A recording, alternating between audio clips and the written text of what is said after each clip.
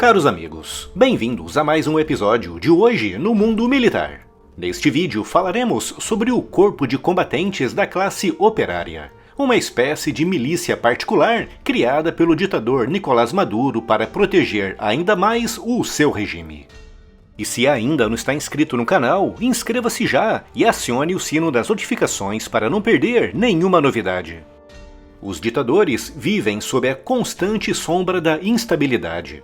Mesmo com o controle das instituições, como o legislativo e o judiciário, os ditadores não podem ignorar o fato de que as forças armadas regulares têm o poder e a estrutura para desafiar o seu regime.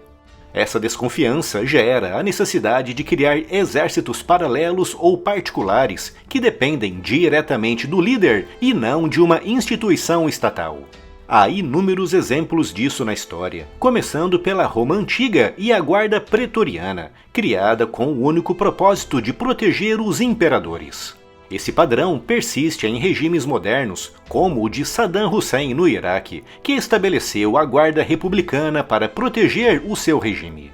Esses exércitos particulares também servem para suprimir dissidências internas. Como unidades altamente leais e armadas, elas frequentemente desempenham um papel crucial na repressão de movimentos populares e na intimidação de opositores, o que inclui também as próprias forças armadas. Frequentemente, essas forças particulares são vistas como braços armados do regime liderado pelo ditador, atuando e respondendo unicamente às suas ordens e vontades. As milícias são um outro elemento também muito importante para o esforço das ditaduras se manterem no poder. Ao longo da história, as milícias desempenharam diversos papéis e algumas vezes foram muito úteis, como as milícias americanas durante a Guerra da Independência, que usaram táticas de guerrilha contra as tropas britânicas. No entanto, a falta de treinamento formal frequentemente limita a sua utilidade em guerras modernas, chegando mesmo a atrapalhar mais do que a ajudar. Outros exemplos mostram como milícias podem se tornar um problema. No Afeganistão, os grupos paramilitares criados para combater a invasão soviética nos anos 80 se fragmentaram em facções rivais, alimentando conflitos internos que persistem até hoje, com algumas dessas facções inclusive se radicalizando, levando ao aparecimento de grupos extremistas jihadistas terríveis. A principal diferença entre milícias bem-sucedidas e disfuncionais é o grau de organização, a supervisão governamental e um propósito claro. Agora, vamos analisar o caso venezuelano. Em 17 de dezembro de 2024, Nicolás Maduro anunciou a reativação dos corpos de combatentes da classe operária. Um anúncio feito durante um evento comemorativo do legado de Simão Bolívar, com a participação da Milícia Nacional Bolivariana e trabalhadores de empresas estatais. Maduro exaltou o que chamou de espírito emancipador do povo e afirmou que os corpos serão fundamentais para defender a paz, a produção e a soberania do país. Esses corpos são formados principalmente por trabalhadores de empresas públicas e setores produtivos, armados e organizados para complementar as funções da Força Armada Nacional Bolivariana em situações de crise. Porém, a real motivação por trás desse movimento vai muito além da defesa nacional. O regime de Maduro enfrenta crescente desconfiança das Forças Armadas, especialmente entre os oficiais de média e baixa patente, devido às longas crises políticas e à falta de legitimidade do governo após a fraude eleitoral de 2024. Essa desconfiança é reforçada por deserções, baixo moral e o descontentamento generalizado dentro das fileiras militares. Os corpos de combatentes da classe operária são também uma ferramenta política. Ao mobilizar trabalhadores armados, Maduro consolida o controle sobre setores estratégicos e cria uma rede de lealdade direta ao regime.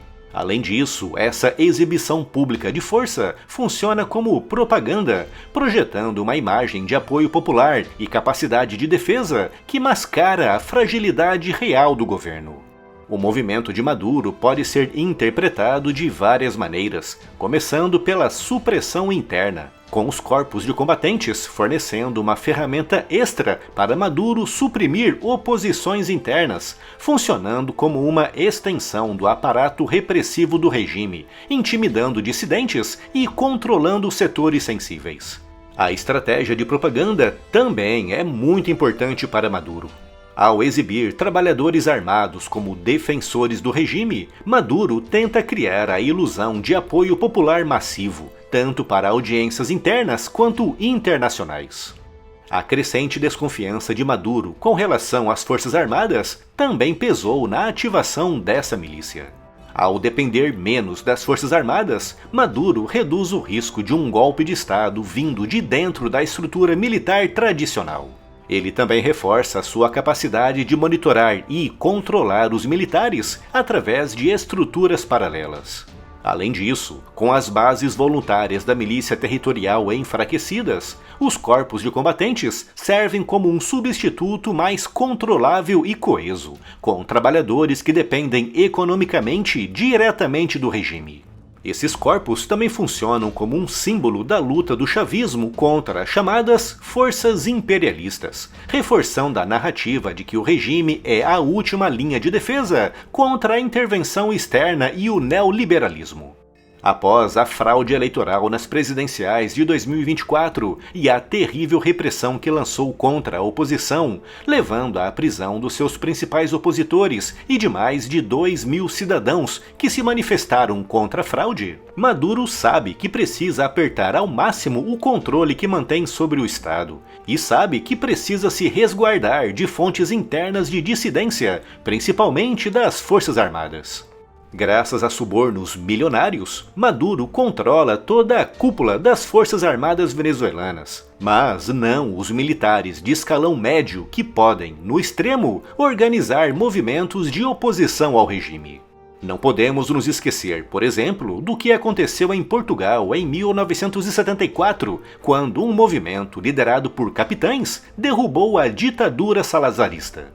Os exércitos particulares e as milícias são ferramentas poderosas e controversas em regimes autoritários. No caso venezuelano, os corpos de combatentes da classe operária representam muito mais do que uma simples medida de defesa. Elas são uma estratégia multifacetada que combina repressão, propaganda e controle político, tudo isso com um só objetivo: manter Nicolás Maduro no poder.